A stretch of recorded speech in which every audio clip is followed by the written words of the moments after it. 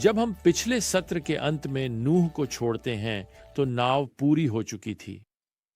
जानवर चमत्कारिक रूप से जोड़ों में नर और मादा आए थे। वे उस विशाल 3 मंजिला नाव में चढ़े थे और जैसा कि हमने बात की थी, कुल मिलाकर 7,000 से कम जानवर होंगे। अब अगर उन सभी जानवरों का आगमन पड़ोसियों का ध्यान नहीं खींचता तो कुछ भी नहीं खींचेगा।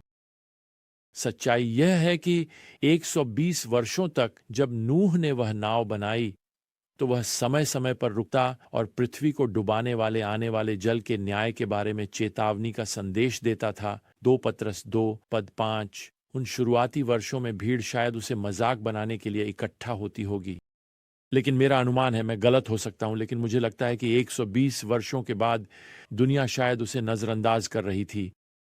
और मुझे बताने दें, उस नाव में उसके साथ शामिल होने के लिए उसके निमंत्रण का जवाब देने वाले केवल लोग उसके 3 बेटे, उनकी पत्नियां और उसकी अपनी पत्नी थीं।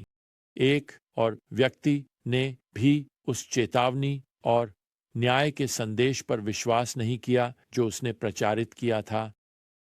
आप जानते हैं, आज बहुत सी चर्चें नूह को प्रचार करने के लिए एक श्रृंखला में आमंत्रित नहीं करेंगी। मुझे नहीं लगता कि आज की औसत चर्च को पाप से पश्चाताप के लिए न्याय और आह्वान का संदेश सुनना भी पसंद आएगा। उसका रिकॉर्ड बहुत अच्छा नहीं था या परिणाम भी अच्छे नहीं थे, लेकिन नूह फेथफुल था। और यही आज भगवान अपने संदेशवाहकों से मांगता है कि वे अपने मार्ग पर बने रहें और प्रेम में सत्य को पहुंचाएं। अब उत्पत्ति अध्याय 7 पद 2 और 3 में हमें सूचित किया गया है कि शुद्ध जानवरों को 7 के बड़े समूहों में इकट्ठा किया जा रहा था, शायद इसलिए क्योंकि उनका उपयोग भोजन के लिए किया जाएगा और फिर बाद में बलिदानों के लिए। अब जब सभी जानवरों ने प्रवेश किया, नूह के परिवार के साथ अपने सभी, आप जानते हैं, सूटकेस को नाव में ले जाते हुए, मैं कल्पना करता हूं कि नूह रुकता है और उस भीड़ की ओर मुड़ता है जो निश्चित रूप से इस अजीब दृश्य को देखने के लिए इकट्ठा हुई थी, और मैं उसे एक अंतिम बार विनती करते हुए सुन सकता हूं। अगर कोई भी उनके साथ शामिल होना चाहता है और आने वाले न्याय से बचने के लिए नाव पर चढ़ना चाहता है, लेकिन यहां शास्त्र के अनुसार एक व्यक्ति उस गैम प्लैंक पर सुरक्षा के लिए नहीं दौड़ा। मैं अब पद 7 पढ़ रहा हूं। और नूह और उसके बेटे और उसकी पत्नी और उसके बेटों की पत्नियां उसके साथ नाव में गईं ताकि बाढ़ के पानी से बच सकें। पद 10 में हम पढ़ते हैं, और 7 दिनों के बाद बाढ़ के पानी पृथ्वी पर आया। अब 1 सेकंड रुकिए। वे नाव में चढ़ते हैं। भगवान व्यक्तिगत रूप से उस नाव का दरवाजा बंद करते हैं। पद 16। और फिर हम बस पढ़ते हैं कि क्या होता है। कुछ नहीं। 7 दिनों तक एक भी बारिश की बूंद नहीं। यह केवल साफ आसमान और धूप है। खैर, साफ आसमान के 5वें दिन के बाद मैं सोचता हूं कि बाहर की भीड़ जश्न शुरू कर रही है। कोई बारिश दिखाई नहीं दे रही है। वास्तव में अब तक पड़ोसियों ने शायद एक वॉलीबॉल टूर्नामेंट शुरू कर दिया है और उस नाव की छांव में बारबेक्यू ग्रिल्स जला दी हैं। वे बहुत अच्छा समय बिता रहे हैं। भगवान किसी का न्याय नहीं करने वाले हैं। मुझे और आलू का सलाद दो, हम सभी ठीक रहने वाले हैं। हमें नहीं पता प्रिय, भगवान ने 7 दिन क्यों इंतजार किया। हमें कभी नहीं बताया गया। हमें यह भी नहीं बताया गया कि भगवान ने नूह को देरी के बारे में समझाया।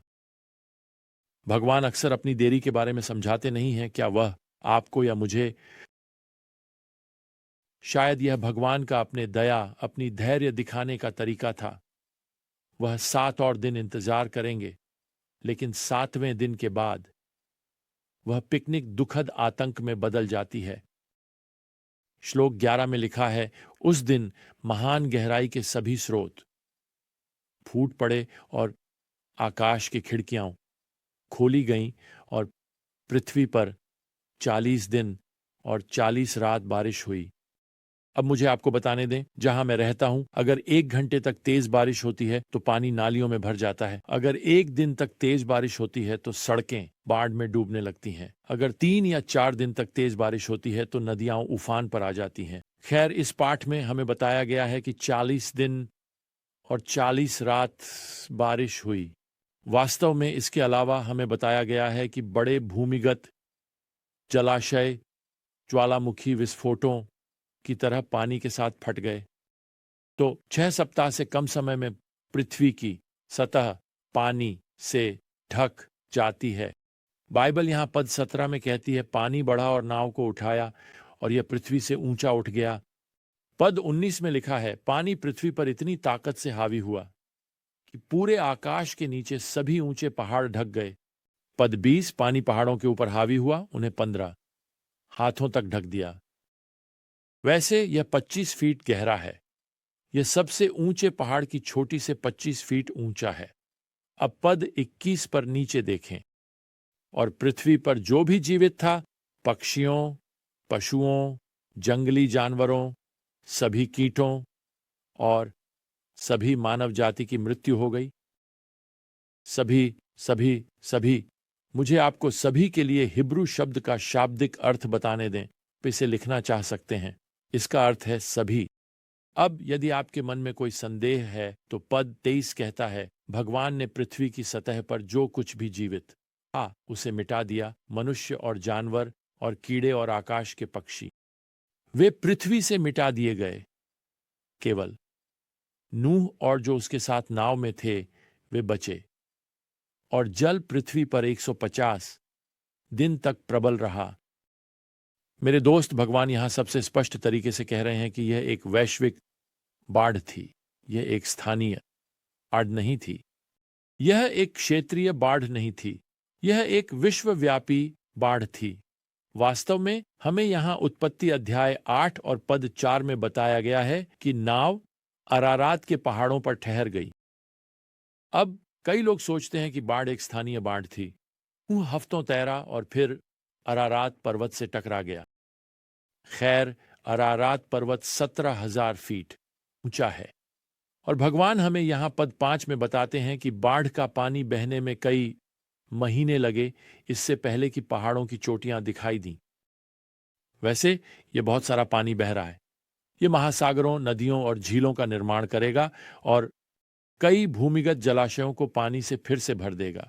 वास्तव में अधिकांश लोग यह नहीं जानते कि नूह और उसका परिवार इस नाव पर 1 साल से थोड़ा अधिक समय तक थे।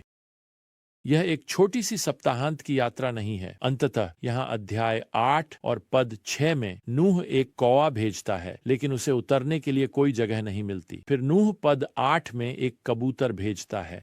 कबूतर को विश्राम करने की जगह नहीं मिलती। क्यों? पद 9 हमें बताता है कि पानी अभी भी था पूरी पृथ्वी की सतह पर। यह कितनी स्पष्ट हो सकती है।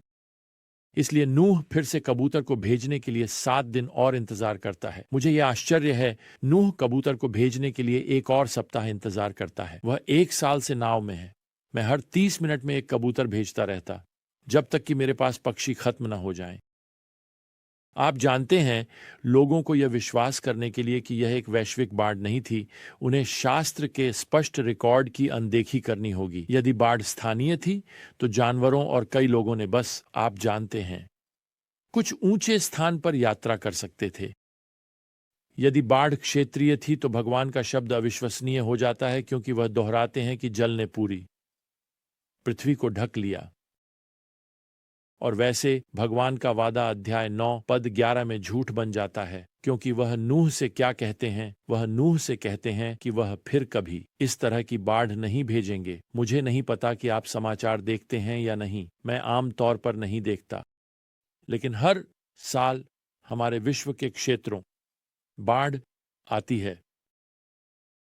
तो अगर भगवान यह वादा कर रहे थे कि फिर कभी कोई स्थानीय या क्षेत्रीय बाढ़ नहीं होगी, तो वह हर साल बार बार अपने वादे को तोड़ रहे हैं। वैसे यीशु वैश्विक बाढ़ का उपयोग भविष्य के वैश्विक न्याय के उदाहरण के रूप में करने वाले हैं। मत्ती अध्याय 24 और पद 37 में प्रभु कहते हैं, जैसे नूह के दिन थे वैसे ही मनुष्य के पुत्र का आगमन होगा। प्रभु वापस नहीं आएंगे और किसी छोटे क्षेत्र या पड़ोस पर प्रभाव डालेंगे। ओह, उनका आगमन फिर से पूरे विश्व पर प्रभाव डालेगा। पूरे विश्व। अपोस्टल पीटर ने कहा कि प्रारंभिक विश्व पानी से नष्ट हो गया, लेकिन आग का भविष्य का न्याय उन सभी पर पड़ेगा जो विश्वास नहीं करते।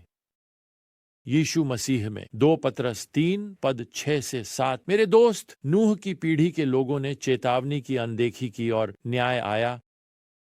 मैं आपको फिर से आमंत्रित करता हूं कि आप भविष्य के न्याय की, भगवान की चेतावनी पर विश्वास करें।